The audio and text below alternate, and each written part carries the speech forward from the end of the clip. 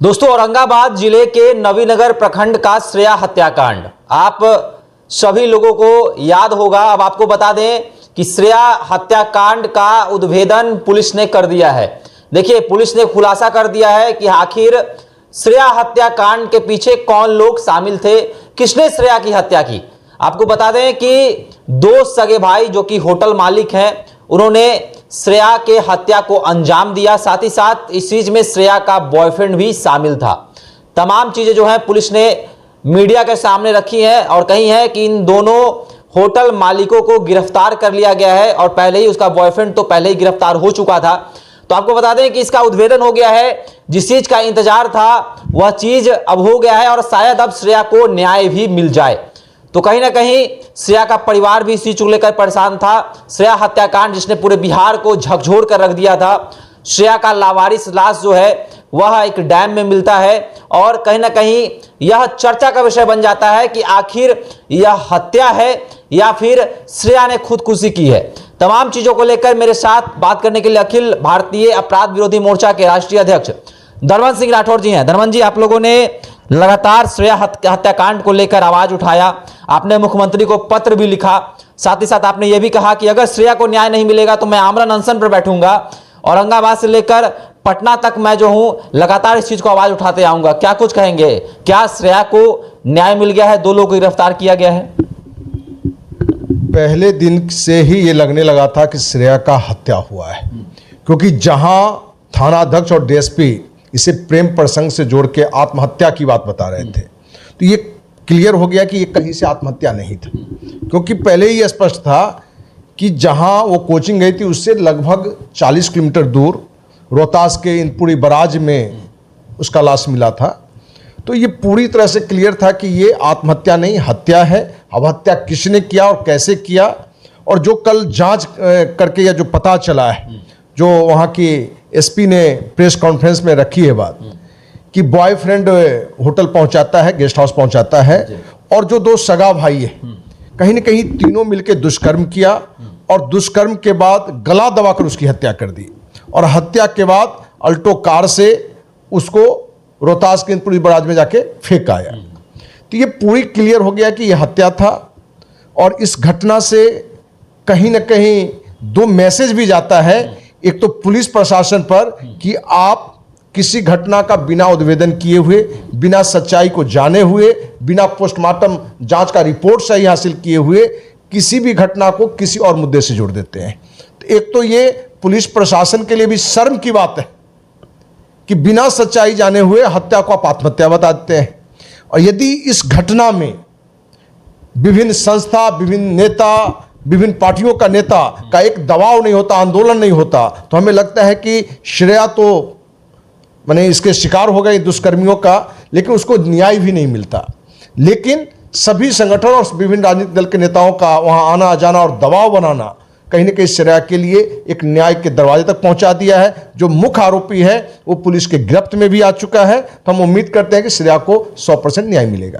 अच्छा, दो होटल मालिक पकड़ाए हैं इस मामले में, क्या कुछ कहेंगे? 15-16 साल की लड़कियां जो हैं वह आसानी से होटल में चली जा रही हैं और होटल मालिक जो हैं वह हैवान बन जा रहे हैं। साथ ही साथ जो लड़कियां हैं वो अपने बॉयफ्रेंड के साथ जाती हैं, तमाम तरह की चीजें। एक मैसेज आप क्या देना चाहेंगे समाज को? समाज किस ओर जा रहा है? आखिर बहन बेटियां जो हैं आखिर किस ओर जा रही हैं और आसानी से जो है इन हैवानों का शिकार बन जा रही हैं? अखिल भारतीय अपराध विरोधी मोर्चा के द्वारा 1000 से अधिक बहन बेटी की इज्जत बचा है। क्योंकि जहां भी लोगों को जानकारी है तो हमारे पास आते हैं और हमने महसूस किया है कि बहुत सारे केस में लड़कियों का भी दोष है। दोष क्यों है? एक उदाहरण से हम बताना चाहेंगे कि आप पटना के संजय गांधी जैविक उद्यान जाते हैं और जहां बाघ सिंह शेर रह रहा है और उसके जो घेराव है उसको लांघ करके कोई व्यक्ति उसके अंदर चला जाता है और बाघ शेर सिंह उसकी हत्या कर देता है, तो एक आम आदमी भी कहेगा कि उसके लिए बाघ शेर सिंह दोषी नहीं है, दोषी जो व्यक्ति उसमें छलांग मार के गया है। तो हम समाज के पूरे देश के जो बहन बेटी हैं उनसे कहना चाहेंगे कि आप कोई भी पुरुष मित्र ही क्यों ना हो, सगे संबंधी क्यों ना हो, यदि अकेले में कहीं आपको चलने के लिए कहता है होटल चलने के लिए कहता है, गेस्ट हाउस चलने के लिए कहता है, कोई एकांत स्थान में जाने के लिए कहता है, तो आप बिल्कुल नहीं जाएं, क्योंकि इस कड़वी सच्चाई को कोई दूसरा नहीं रखेगा, लेकिन हम रख सकते हैं। पुरुष में ईश्वरीय ही 99% से अधिक पुरुष इस तरह की गंदी हरकत कर सकता है। पुरुष में यह पता हो कि वो दुष्कर्म करेगा, किसी के साथ गलत करेगा और कोई नहीं जानेगा, उसकी प्रतिष्ठा पर आंच नहीं पड़ेगा, कोई उस पर FIR नहीं होगा, कोई उस पर कानूनी कार्रवाई नहीं होगा। 99% से अधिक पुरुष इस तरह की गलतियां कर सकते हैं। इस कड़वी सच्चाई को बताना भी पड़ेगा और समझना भी पड़ेगा। इसलिए कोई भी हमारे पास जो भी लड़कियां शिकायत लेकर आती है तो उसे हम बताते हैं, और बताते क्या, कल भी एक लड़की को हमने बताया है कि आप किसी एकांत जगह में किसी लड़के के पास जा रहे हैं, क्योंकि कल भी एक लड़की ने यह बात रखा कि हमारे साथ गलत हुआ है। हमने उसे बड़ा स्पष्ट सारी बातें जब हमने जानी तो हमें लगा कि कहीं ना कहीं आज लड़कियां अपने को ज्यादा स्वच्छंद मान के, ज्यादा स्वतंत्र मान के कहीं भी चली जा रही हैं, जबकि नहीं जाना चाहिए। आप ये नहीं देखें कि ये पुरुष अच्छा इंसान है कि खराब इंसान है, क्योंकि आशाराम बापू भी एक बार भगवान माने जाते थे, और आशाराम बापू का जो निकल के आया या राम रहीम का जो निकल कर आया, ये दर्शाता है कि आप यदि जानबूझकर, वो बाबा हो, महात्मा हो, सज्जन हो, समाज सेवी हो, अधिकारी हो, कोई भी हो, वहां यदि आप लड़की हैं, महिला हैं, तो आपको बचना चाहिए। वैसे कहीं धर्म ग्रंथ में भी कहा गया है कि जवान लड़की को लंबे समय तक अपने पिता भाई के साथ भी नहीं रहना चाहिए।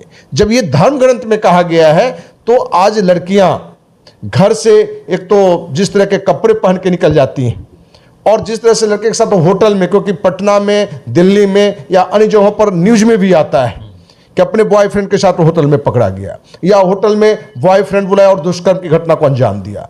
तो कहीं ना कहीं लड़कियों को इनसे बचना है, क्योंकि आप बाघ, सिंह, शेर से बच सकते हैं, उसके घेरे के अंदर न जाएं, नहीं तो आप शिकार हो सकते हैं और इस तरह की दुष्कर्म की घटना घट सकती है। इंद्रपुरी बराज में जिस प्रकार श्रेया का लावारिस लाश मिलता है, और कहीं ना कहीं उस लाश को देखकर लोगों की रूहें कांप जाती हैं। उसके शरीर पर बाल नहीं होता है, ऐसा लगता है कि एसिड फेंका गया है, तमाम तरह की चीज़ें हैं। जिन आरोपियों को पुलिस ने पकड़ा है, सजा की क्या मांग करेंगे? क्या सजा होनी चाहिए इन लोगों को, जिससे समाज में यह मैसेज फैले कि ऐसा करने से कोई 1000 बार सोचे? देखिए, इस तरह की घटना में एक ही सजा होनी चाहिए, फांसी की सजा, क्योंकि ये जो भी लोग हैं ये बालिग लोग थे, लड़की नाबालिग थी, और ये घटना एक रणनीति और एक सोची समझी गलती है। कोई एक व्यक्ति हो और उससे गलतियां होता है तो ये लगता है कि एक व्यक्ति ने भटक गया, उसका बुद्धि भ्रष्ट हो गया, जो पुरुष में अक्सर होता है। ये सच्चाई लोगों को जानना पड़ेगा। लेकिन अब दो सगे भाई, ये कितना नैतिक स्तर गिर गया है हमारे समाज का, कि दो सगे भाई एक साथ दुष्कर्म किया। ये दिखाता है कि हमारा समाज, जो फिल्मी दुनिया, जो पश्चिमी संस्कृति जो आ गया है, इतना गिर चुका है कि इस तरह के दुष्कर्म की घटनाओं का भी दो सगा भाई साथ में अंजाम देता है। क्योंकि हमने 2 सप्ताह पहले भी एक कंपनी के मालिक, बेंजेक्स और गीतावर के मालिक के जो सगा भाई है, राजेश मुकेश पर हमने सैकड़ों लड़की के साथ दुष्कर्म या उसके साथ दुर्व्यवहार की बातों की हमने रखा था, जिसकी जांच की भी मांग हमने की थी।